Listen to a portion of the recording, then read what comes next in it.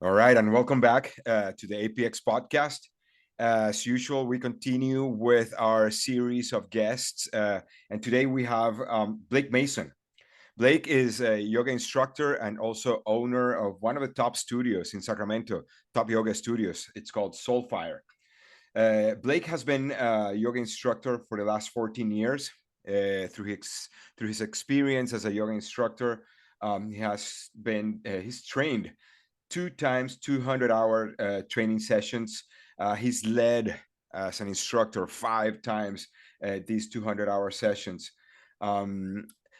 Posteriorly, he moved into being the owner of Soulfire, and he's been teaching at Soulfire since 2013. And his previous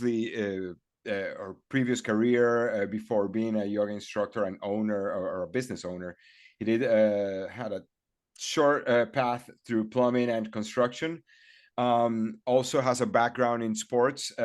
He played baseball, basketball, and football through elementary school and middle and high school. And he's married to his wife, Heather, and he has a beautiful 4-month-old Archer. All right. With that, over there, I'll leave you guys with Blake Mason from Soulfire. Thank you, Blake. Hey, thank you, Luis. Thank you for the introduction. I'm grateful to be here. Thank you for that. I've been teaching yoga for about 14 years. And, if you would have given me a list of a million things that I'd be doing for a career, yoga probably wouldn't have made the list. It wasn't something that I kind of planned on. I just kind of one of those things that it was introduced to me and had a huge impact from the beginning. My teacher would get us to focus on breathing, and I started to notice right away just how disconnected from my breath I was. And there's something about focusing on breathing and what it does for just the quality of your mind, and that's something that was beneficial for me. I was introduced to the practice of yoga when I was in rehab, and this guy came into the rehab that I was in, and his name was Aaron Papas. A lot of people around here would know him. He's a pretty famous yoga teacher, and he unfortunately had passed away about 7 years ago. But he was a huge influence on me and my yoga journey and also recovery. So he would come into the rehab and offer yoga once a week and ask if anybody wanted to do yoga. And I would tell him things like, I can't do yoga. I'm just not flexible. And he would always say, well, that's perfect. He would say, if you were already flexible, what would you need yoga for? And I would tell him things like, there's a lot on my mind. I don't know if I can practice yoga today. I got too much on my mind. He's like, yeah, I can tell you look pretty stressed out. He's like, maybe if you practice yoga, you can calm your mind down a little bit. And it seemed to work. The first couple of times I remember hyperventilating through the whole class. It seemed to be just very challenging for me to focus on my breath and then be in these challenging shapes, but over time, with a lot of repetition, I learned to slow down my breathing and learn how to appreciate where I was within each yoga pose, and had a huge influence on my mind and my body, and also just on my recovery, just learning how to be present and learning how to kind of enjoy where I was, even though that situation wasn't ideal. Nobody as a kid is like, one day when I grow up, I'm going to be in rehab and do yoga, but Yeah. it had a huge impact on my life. And it was something that at the time I never thought I would be able to teach it, but I kept practicing yoga, and I felt what a huge impact it was having on my life. And he said, one day maybe you should try to teach this. You love it so much. Maybe you should try to teach it. I'm from a little town of about like 1,000 people. There's no yoga where I'm from. There's no such thing as that there. Where is this? Where are you originally from? Northern California, about an hour north of Sacramento. And so just a small town, and there's no yoga there. But this is a huge deal for me. So what I started doing when I got out of rehab was I started teaching yoga in drug and alcohol facilities, and And you know, I was teaching in Roseville at a center up there, and I was teaching at a couple of places here around Sacramento, and it was having a huge impact on the people in these rehabs in the same way that it did on me. And you know, I attribute a lot of my success in my recovery and also just in general in my life because of this practice. And I wish, you know, that, you know, you mentioned that I played sports when I was growing up. I wish that I had taken this kind of thing more seriously when I played sports. I remember, you know, playing football as a kid, we'd always stretch before practice, but it was kind of like a goof off time. You know, we kind of just mess Right. around, and the focus on the breath, and that wasn't there. Right. You know, it was more so just like, let's get this over with so we can get the real deal going, you know. Right. Right. And so yoga has taught me to kind of slow down and to kind of, it allows us to feel into areas of our body that we don't ordinarily pay attention to. And with that breathing and focus, a lot of healing can happen. You know, I had a pretty bad injury my junior year of high school. I cracked my left kneecap in half, and I tore cartilage in my left Ouch. knee. Okay. And there's still some crackling and stuff in there, but if it wasn't for yoga, I don't know that. Well, I know for sure I wouldn't be able to move the way that I move today. You know, Okay. so it had a huge impact on that.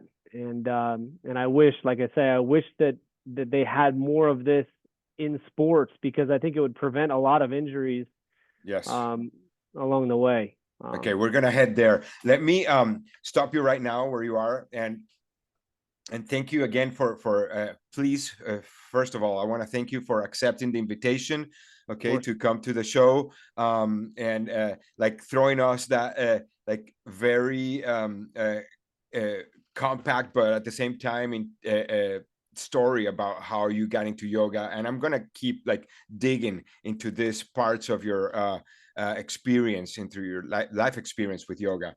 You mentioned rehab, and that's a first question I want to ask. Like, what happened? Like, why did you go to rehab, right? And then I want you to like how many years, if you can talk, if you want, if you feel comfortable talking about this, Yeah. please go for it. And then like how many years when you're in rehab, and at what point were you introduced to yoga? Yeah. So, you know, just not to get into a huge, I'll try to shorten this as much as it's kind of a long story, but I'll try to keep it That's relatively okay. short. I got a DUI when I was 18 years old. I crashed a 18. vehicle.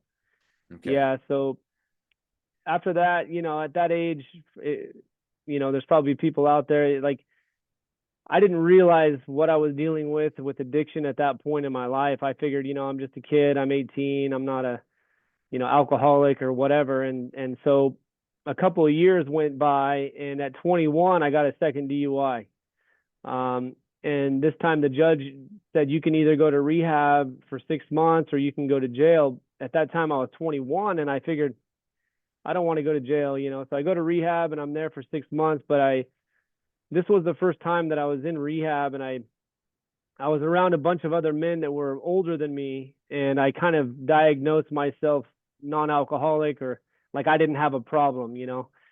And so when I got out, Self-diagnosed. right, exactly. So Yes. when I got out, I kind of kept just doing the same things that I'd always done, hanging around the same people, doing the same things, and my life was continuing to go in a downward trajectory. You know, things were not getting better.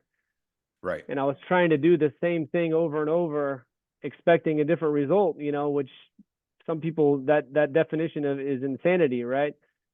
Hmm. And so at a day after my 24th birthday, I got my third DUI. I got into it was a crazy. I got into a high speed chase, and I've evading police officers and all this, and I spent a At lot of time 24. at 24. Yeah, what? Yes. Yeah. So I spent a good part of a year in jail after that. And, you know, that's an eye-opening experience. That's kind of another story. But, you know, when you're in there, you have a lot of time to think, you know, and you kind of reflect on some things. And at that point, I figure, you know, I got a problem, you know. Yeah. And and I was going to meetings when I was in there, and this is a part of my recovery too. Is I do a lot of meetings and this sort of thing. And but when I got out, I did the same thing again. When I finally got out, I went back and kind of I thought that I would just get a job and a relationship and everything was going to be fine, you know. And but without yoga and without a program and things to keep me grounded, it was difficult. I ended up going back to the same old ways, and so June 4th of 2009, that was the last time I had a drink of alcohol. So a little over 15 years sober, clean and sober, and you know, and so I'm very lucky. I got a DUI that I hit a tree, I totaled the vehicle, the airbag went off. I couldn't How lift old my were right. you? I This was last 20, one? 25. Okay. 25. So, So I've been sober since I'm 25, and I'm 40 now. okay. Um, so but I got injured in this car accident. The airbag went off, and I couldn't lift my right arm past about parallel for a long time. And the doctor said you're never going to get full range of motion in your right arm again. So when I got out of jail and I was in rehab and I started doing yoga, I started to notice that I was able to move this arm a little better, and I was able to start getting my arm over my head. And now I might have better range of motion in this arm than I do in the other one, you know. Okay. And I think yoga had a lot to do with that. You know, I have a strange suspicion that yoga had a lot to do with that. Of And I course. started Yeah. noticing other things like around my knees. Just it felt different. I remember having this feeling where I was like walking down the road. You know, the rehab I was in was only about 5 minutes from here. It was on Ninth and E Street, Salvation Army, and um, I remember when we got passes to go out, when I was walking around, it felt like I was walking around in somebody else's body. Like it was like I've never felt this good in my life, you know. And There you part go. of that, part of that was being sober, but part of that was also just like Of course. taking care of myself, you know, and Yes. physically. Because for me, like recovery and life should be mental, physical, emotional, spiritual, like the whole thing, right? Yes. And so there was definitely a spiritual component to it too, where it just could quiet my mind enough to where I could connect to feelings of gratitude and you know be present with that and appreciate kind of the process of things rather than always trying to get to the destination. I spent my whole life always trying to get to the destination, get to the destination. I never could just embrace the process of things, and so I feel like yoga has helped a lot with that. Okay. So, at what point during your rehab did you meet the yoga instructor? I was probably about 2 weeks in, and I spent a year there. So In probably, jail. You were. well, no, in rehab. So, how old were you? I was still 25, so Okay. I was So I was you came in. out of jail. So I'm probably confused here. So you came out of jail, and then as soon as you came out of jail, you went straight to So rehab. so the last time I was in jail after the DUI, the last one, the fourth one, I spent between June and I think October, so June, July, August, September, about 5 months in jail waiting to get sentenced. Okay. I thought I was going to prison, and the judge said we're going to give you one more chance. We're going to send you Wow. to Sacramento rehab. If you get kicked out, you're going straight to prison.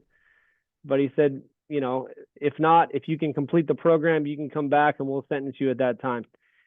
And I was able to complete the program, but so I was in jail for about 5 months. Then I went to rehab, and about 2 weeks into rehab, I met this man who had a huge Aaron, like I told you, had a huge impact on my life. He ended up becoming my Yes. sponsor in recovery and teaching me yoga. And you know, we would practice in there in the chapel. We would actually move back the pews and practice in there. And Okay. one day he said, you know, we're going to meditate today. So he says, and I told him, I said, I can't meditate. I got too much stuff going on in my mind. He said, you can meditate. He said, you've been meditating all your life and you don't even know it. I said, what do you mean? He's like, well, what do you do when you're afraid of something or you're resentful about something? I was like, well, I can't stop thinking about it. He said, see, you're good at meditating. You're just horrible at picking a topic. And so I love that. And that guy changed my life. And I know he's had a huge influence on a lot of people here in this community out here. Um, but more than anything, it gave me, it kind of sparked a fire within me to kind of want to help other people, you know? And so when I got out of rehab, I went to a transitional living program out at Mather, and I was teaching yoga out there. And I had one of those big boom boxes, you know, the ones that are real big with the handle, and it's got a Yes. speaker on both Yeah. sides, Yeah. and the CD player in the middle, and I would carry that thing across the campus, and I would light the incense and get everything nice and ready to go. And then sometimes nobody would show up, or maybe one person would show up. And I would get discouraged about that. And my teacher would say, you know, yoga doesn't work for the people that want it or the people that need it. It only works for the people that do it. And so he would always Right. have these encouraging things to say. And anyway, every once in a while, people start coming, and you know, I started teaching yoga at a Pilates studio here in town, and then I started teaching yoga at some the drug and alcohol facilities, like I was telling you, and Yes. it seemed to be helping people a lot. And I got laid off. I was a plumber, like you'd said. At one point I got laid off, and I figure, you know, I'm gonna try. I met up with Aaron and my grandmother, and I said, you know what? I think I'm going to try to do this. It sounds crazy to teach yoga for a living, but I said, I think I'm going to try to teach yoga for a living. And they said, well, you know, and we'll see what you could do. Cause it sounded weird, you know? Right. So, so I just started hustling, you know, I was literally going out to different businesses and being like, hey, you know, would you guys like to, I was teaching yoga for the state workers over here. And then I was teaching yoga at a retirement home. They couldn't do real yoga, but everybody can do yoga. You know, Right. I was teaching chair yoga to these people, right? And they loved it. They looked forward to Yes. coming and just doing these simple stretches and moving with their breath. And wherever I went, I was just trying to teach people yoga. I'd go visit my grandparents. My great grandma, she lived to 104, and I think up till about 102, she would be able to do simple little yoga breathing exercises and things like that, maybe even longer, and up until, you know, towards the end of her life. But you know, everybody loved it. And I think that there's a lot of people out there, and I was like this too. I'm like, you know what, yoga is not for me. Right. I'm not gonna do yoga. You know, I had a lot of preconceived ideas, you know, about Yes. yoga and what it was. And what Aaron told me when I was in rehab, he said, you know, you don't have to do yoga, but let's just look at it this way. What you've been doing so far has got you living in an institution. So maybe you should try something different. You know, Something different. Yes. I I couldn't argue with that, you know? So Okay. So now like we move a little bit forward, right? And so we're telling your story a little bit over here to get you like into this, and then we'll move to other topics still related to yoga. But like, okay, you land at Soulfire, right, mhm. in 2013. Like you all these places that you've been knocking on doors to teach, and you're teaching how many classes now at this point, and when do Oh you man. land at Soulfire? Yeah. So at one point I was teaching yoga at I think 5 different yoga studios. So I was teaching at yoga studios and retirement homes and rehabs, and I was teaching 22 yoga classes a week. A week. Yeah. And I did that consistently. You know, a lot of people like, hey, how do you make a living teaching yoga? I was like, well, the first thing is that you have to kind of treat it like it's your full-time job. You know, like Yeah. you can't teach one class every other day and expect to make a living doing it. And but for me, I just enjoyed it. I enjoyed showing up and seeing the people, and they enjoyed it.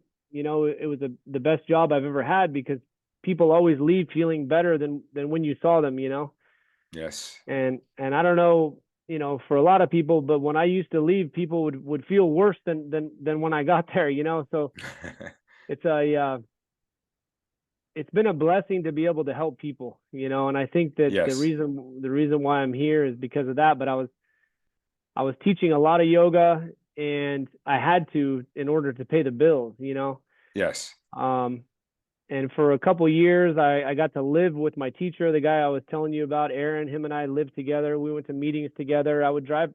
I remember there was a point when I would just drive around with him and take his yoga classes, because he taught a lot of yoga classes, and he did Thai massage and different things. And I remember we would go to a yoga class, then we would go to Whole Foods and eat.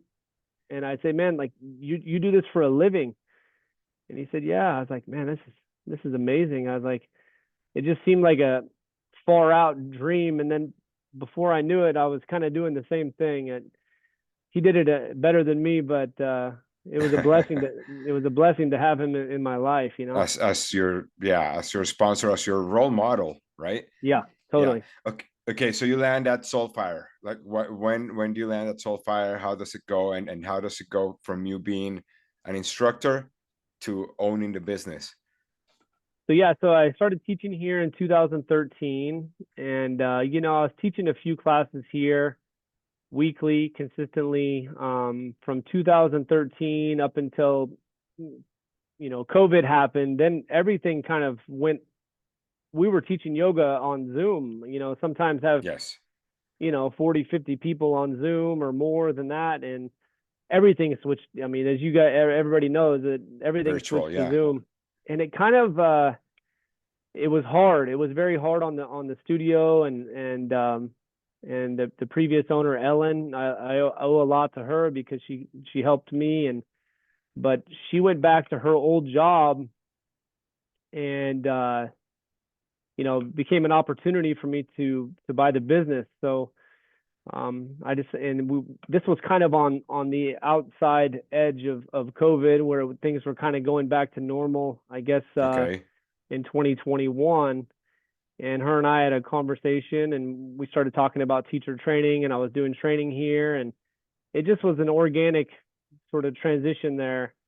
And it's been a blessing. So Yeah. um, it's been great. It's been great. And I mean, things like classes are busy right now, and like everything's picked up. You have a great staff. I mean, the instructors that you have. I'm a regular at Soulfire, as you know, and Mhm. like I've taken classes from all the instructors, and I have like just positive things to say about every one of them. They're different styles, each one of them, but they are all great classes. And well, that's my like grain of sand there to I'm not Yeah. getting paid for this interview. So um anyway, but like I want to like pedal back again and go to like the connection with breath and meditation, and now like talking about your past in sports, and me being a triathlete, right? And like I was, all my listeners know that I went through AFib, atrial fibrillation, and like I got paranoid completely. I've been a triathlete for more than 30 years, and but like this is probably one of the longest periods I've had without being following a regimented schedule as a triathlete. It's been hard in terms of discipline to get back into the regular routine. But I like was driving by one day through Soulfire by Soulfire on J Street, and saw the sign like, oh, there's a $50 1 month unlimited. And the book that I was reading about AFib said top thing to do is yoga and meditation. I'm like, I'm jumping in Soulfire. And I started going unlimited classes. I did unlimited classes until last month, when I just before I left for my 2 week vacation. And it's been a total transformation for me. Like I do miss like going almost every day as I was doing it. Um, and all this like intro to move into the meditation and breathing part. Like, can you tell us about it? And I'll probably like jump in at one point and add my own experience, but tell me like how breathing and meditation are beneficial uh to the body. Yeah. So essentially, the style of yoga that we teach is it's a moving meditation. So we're linking breath with movement. So the idea is that as you inhale, that's right. As you inhale, you would move a leg up, for instance, and as you exhale, bring it through. And it's all very, it brings a different kind of focus to the body and the mind that you don't necessarily get. You know, I was lucky enough, I've taught in all sorts of different situations. I taught a high school, it might have actually been the seventh or eighth grade wrestling team, and these kids are kind of goofing off, you know, and I say, Right. you know, reach your right arm forward and reach your left leg back. And it amazes me, and this is not a judgment, because I know I was the same way when I was younger too, but we don't really know where we're at in space sometimes, right? Like I've had people with the wrong arm or the wrong leg, but a lot of it is just the mental aspect. So the breathing gets, when you get into your breathing, it focuses your mind in a different way. And I think this is why a lot of people love running and different things so much, because when you're breathing, you start to get into this zone where, you know, nothing else Yes. really exists, right? And Yes. so you kind of get into this flow state. So the same thing is for yoga. And really, you know, if you back up a long way, all of the yoga postures were meant to get your body into a physical condition to where you can sit comfortably enough to meditate, right? So to get your body and your mind quiet and calm enough and open enough where there's less tension, where you can sit for longer periods of time to meditate, right? And Can't so, imagine. I can't imagine. Sorry to interject. Meditating on a eagle pose. Like, yeah, yeah, that's the toughest ones for me. That's one of them. or very, skandasana. Like, oh yeah, yeah. Anyway, yeah, keep going. Uh, Sorry. yeah, that Those one are tough. especially, Like, yeah, they call you into the breathing. Those like definitely. Like, right? I can't. I can't do skandasana, like leaning. For those of one that don't know skandasana, like you're lunging. I'm gonna put it on my personal training terms. You lunge in a deep lunge on one side of your body, a side lunge, right? And Mm-hmm. you're on the ball of your foot, and you're expected to lift both hands to the Right. sides. Yeah. Yeah. I get into this position and I have both hands on the ground and I'm already suffering there. And Right. then like I try to lift one hand and I either go face down or backwards. So yeah. Right. Anyway, yeah. But this is a great point, because when you're doing these things, there's no room for, you know, focusing on what's for dinner tonight or what that person said to you a half hour ago or the traffic on the way here. The only thing that you have the capacity to focus on is like what's happening in the moment. And I think sometimes that's the difficulty in life, right? It's almost like things have become so convenient that we think that we don't have to pay attention to what we're doing each moment. But that Right. couldn't be further from the truth, right? Because that's how we get into trouble, if you Yes. think about it. So I think it's just kind of a metaphor for life. My teacher used to say, the way that you do one thing is the way that you do everything. Yes. And that meant a lot to me, because in my first yoga classes, I was telling you, I was hyperventilating. My mind was always trying to be somewhere else, you know? It just, Right. it wants to skip ahead. I shouldn't be, it tells me I shouldn't be where I am, which is a Correct. lie, because the only place that there is where I am, right?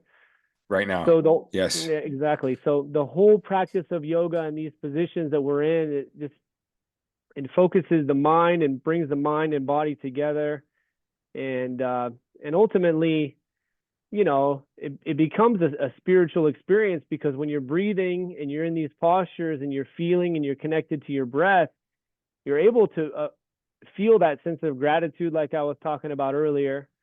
You know, if you can get in the right state. Now, it doesn't always happen that way. Sometimes you could be in a yoga pose and you might be pretty irritated. But also, even when that's happening, it's something that you can notice. You start to pay attention, like, oh, here I go This is again. happening. Yes. This is happening. This probably happened somewhere else too, not just here in this pose. Maybe this is something that I can take a look at. So it gets you to help you kind of take a look at the way that you respond to life, you know?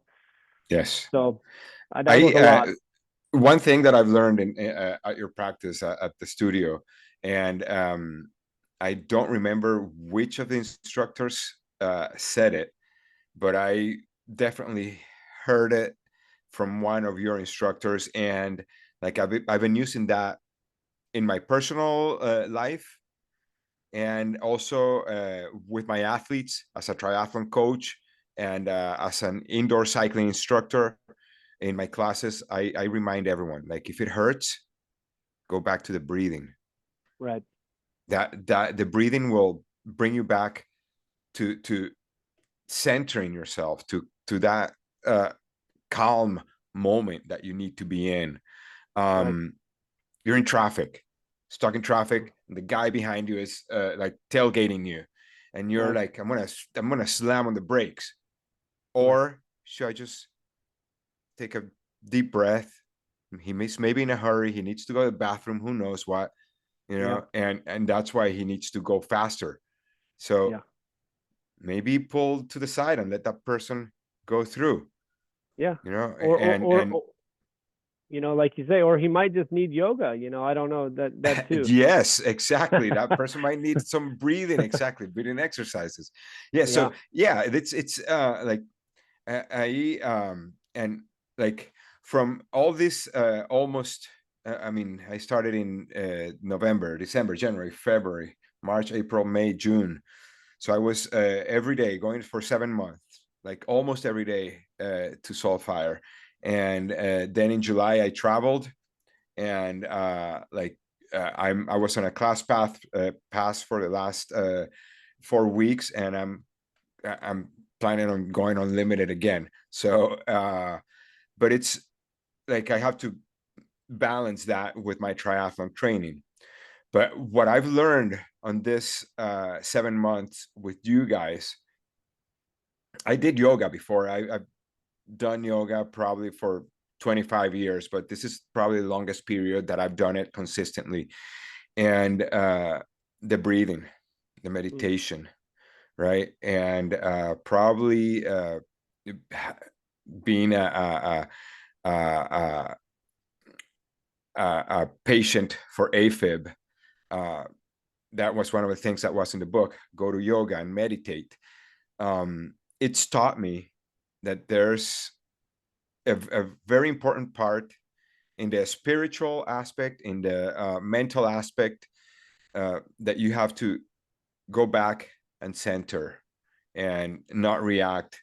You're running 8, 10 miles, or Mm. riding 4, 5 hours, and you're doing triathlon is it's a lonely sport.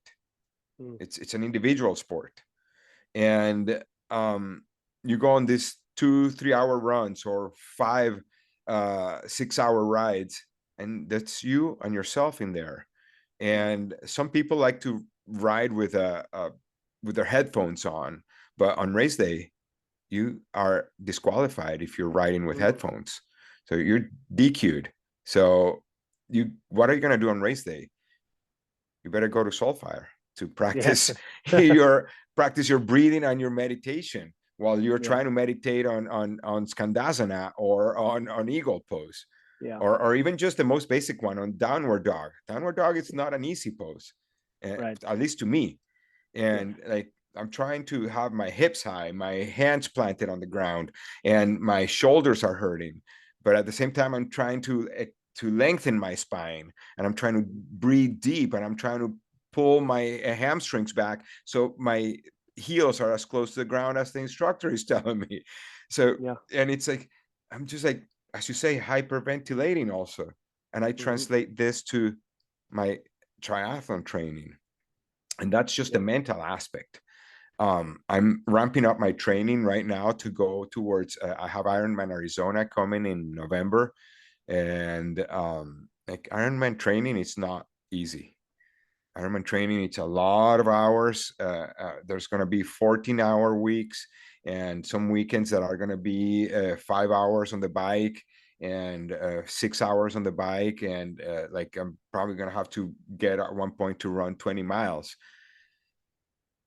The body also, this is the physiological part, like, not more not talking anymore about the mental part. And I want you to like throw in your knowledge over here of yoga, like how yoga can benefit an athlete, Yeah. especially a triathlete, knowing this, like how can it add mobility, flexibility to your body? Like you're talking about your shoulder, how it was injured, and now, or your knee, that you crush your kneecap, and what things are you able to do now that you have added yoga to your practice, to your daily life? Yeah. One of the things that early on, I'm glad you brought this up too, because, you know, I was taught this: wherever your attention goes, and energy flows, right? And, you're Yes. talking about these long runs and these different things, and it's after a while, you're not dealing with the outside world. And the reality, and nobody likes to talk about this, but it's not the person in the store in the 10 items or less line that has too many items. He's not the problem. Like, you have to, it always comes back to you, right? The most difficult person that you're ever going to have to deal with in this life is you, right? So Yes. when you're on these runs, or if you're in the yoga class and you're doing these things, at the end of the day, it's like you have an opportunity there to make some huge changes and shifts in your mindset when you allow yourself to kind of be in these positions a little bit longer than what you think, because your mind wants to go to a certain point, then it wants to be like, hey, I'm done. But you're able to do more than what you think you can do, right? And Yes. so, like you were talking about, if you're connected to your breath, you could stay a little bit longer. And it's not necessarily, this is not about going so hard that you're hurting yourself. It's Right. about being present enough to know that place that's kind of between too much and not enough. A place that maybe is a little unfamiliar, and it's hard to put into words like how much that impacts your mind and your body on the other side of it. When you're in the middle of it, it's like, man, this is, you could be cussing the teacher or whatever, but then on the other side, when you come out of class, you're like, wow, that's exactly what I needed. The Yeah. the very thing that your mind was so resistant to on the other side of it, and so many things in life are like that, is like we don't even know what we're capable of, and we want to kind of, there's this kind of perverse where we want to keep ourselves in this like comfort zone all the time, right? Yeah. And I think that yoga and the triathlon, I mean, I can't even I've done some running, and I know it's brutal, and some bike riding, but I mean, I think it's important for everybody to find something that kind of brings them to that place. Yoga is fantastic because, you know, when you're breathing deeply and you're in a pose, all of your focus is on that area of the body. So you're Right. literally you're sending oxygen and blood into areas that you are uncomfortable. Like, you wouldn't normally just do that. So, but then on the other side of it, you could feel this release, and like you could feel there's more space in that area of your body.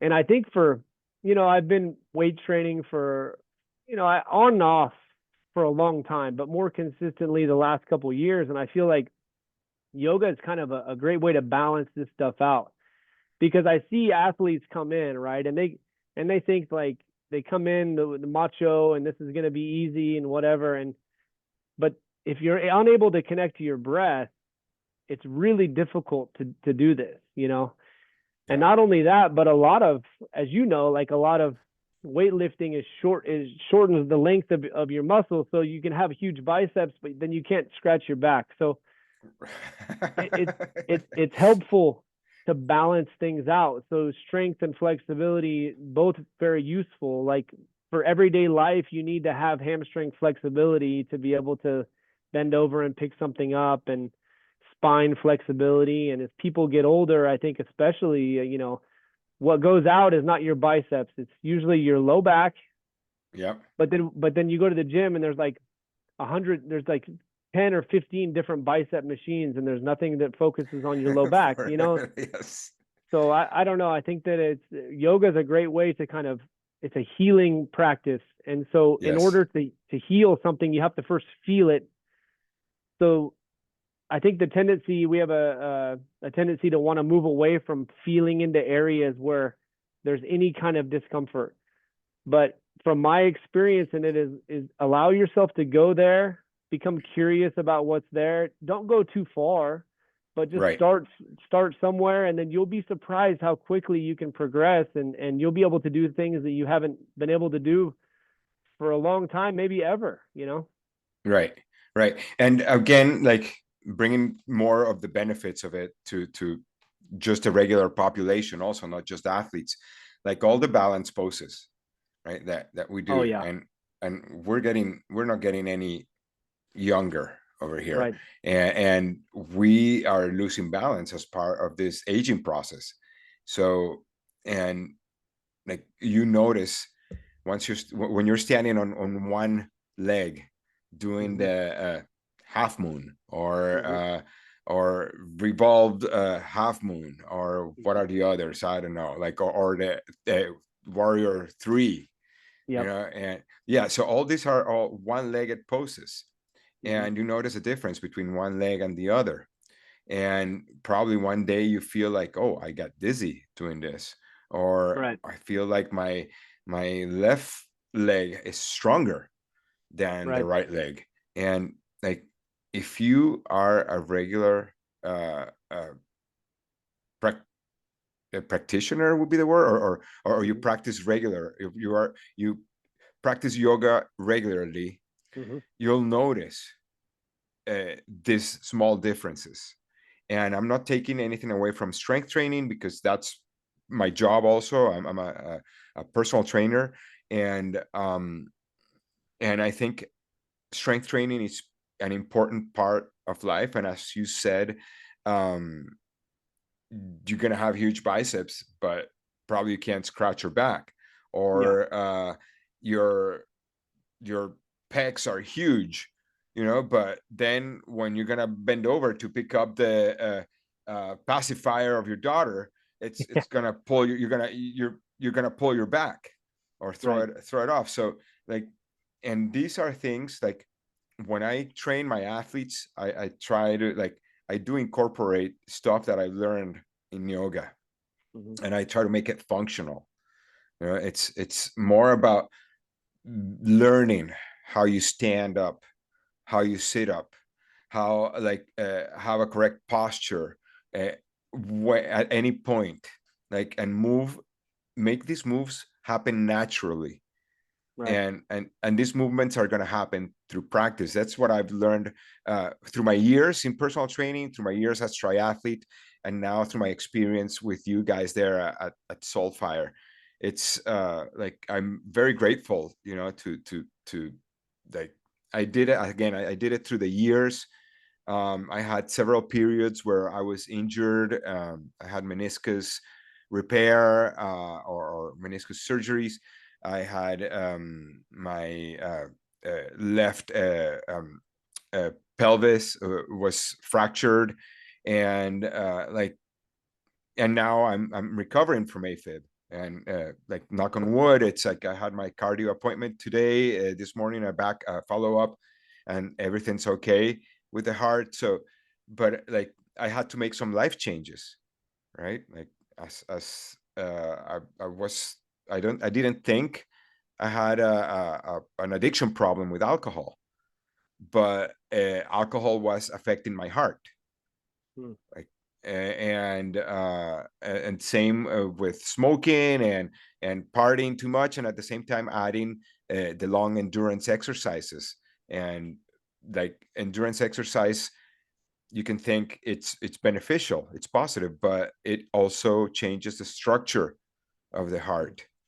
So stress, anxiety, alcohol, tobacco, uh, and recreational drugs are all affecting the way your heart behaves and Totally. reacts. And like, again, yoga, meditation, it's been a huge change in my life, and I'm really thankful that I ran into you guys. So yeah, that's my another of my comments there. I'm super happy that I ran into you guys. Like, I do like, of course, you uh, all these things happened through last year, through my divorce, and like job or lifestyle change. Also with my divorce came a huge lifestyle change, and like I'm processing all these things at the moment, and it's been a year, and I'm super grateful that it happened because it woke me up, and I'm back fighting again and going through this um breathing, going Mm-hmm. through the like the mental things that can happen, and you go back to breathing and you think, yes, this is like I'm recentering, I'm going back to balance, and well, anyway, this is about Blake Mason and it's not about Yeah. Luis. So No, anyway, I appreciate you sharing that, and I think that also too is that people need to realize like you get a different kind of a natural high by doing this, by taking care of your body, stretching, breathing, and paying attention to what it is you're doing. Like I remember telling myself like, man, like I wish I would have found this a long time ago because maybe then my addiction wouldn't have progressed the way that it did. I mean, I'm sure lucky that I found it at 25, but a lot of things happen yes, between 15 and 25 that I wish didn't happen. But you can't live in the past. But right, I mean, it's a different high, and it also, for me anyways, I don't know if you could speak to this too, but taking care of myself, like doing yoga, changes the way that I eat, changes the way that I sleep, changes the amount yes. of, for sure, the amount of water that I drink because I sweat so much. Like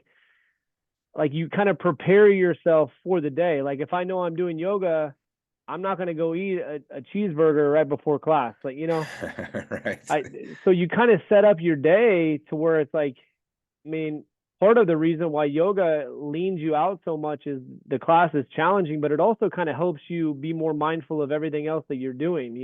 yes, yes. I think that's a huge component too, and I'm sure that running and other things is the same kind of thing. But I yoga is again, great. as I'm gonna throw more of my experience with you guys. Yeah. As I said, I so in October last year, 2023, I had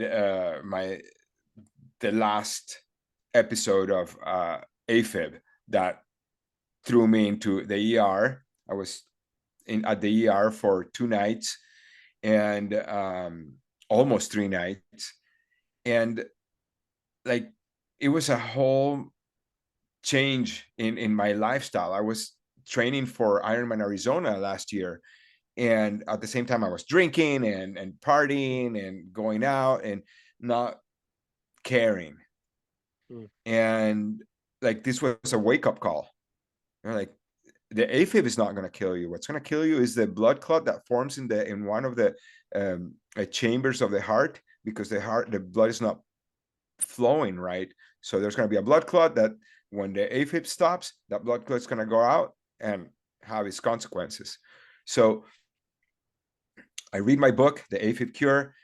It says yoga, stop alcohol and all the other stuff that you're doing, and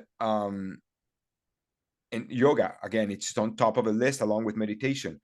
I go to you guys, and so I started, I forget if it was December, January when I started doing yoga with you guys, and like I was getting ready for my ablation for the procedure on the heart to like take care of the passages of the heart that are having the issue or the causing the AFib.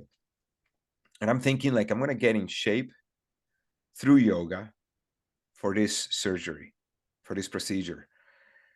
um I think 2 weeks uh after the procedure, or 1 week after the procedure, I was back at Soulfire, and I'm Mm. telling all the instructors like I'm gonna go easy because I just had this procedure, and everyone's like, okay, you're good, don't worry. And by, I think, March, April, I was in better shape than I had been in my 30 years of triathlon. Mm. Probably Yes. Yeah. Of my probably last 20 years, I would say probably that I was in better shape when I was between my 20s and 30s, because I was naturally in shape as a consequence of triathlon, and being young helps. But like, just yoga, no running, no swimming, no cycling, only yoga and eating well, and of course cutting down the alcohol.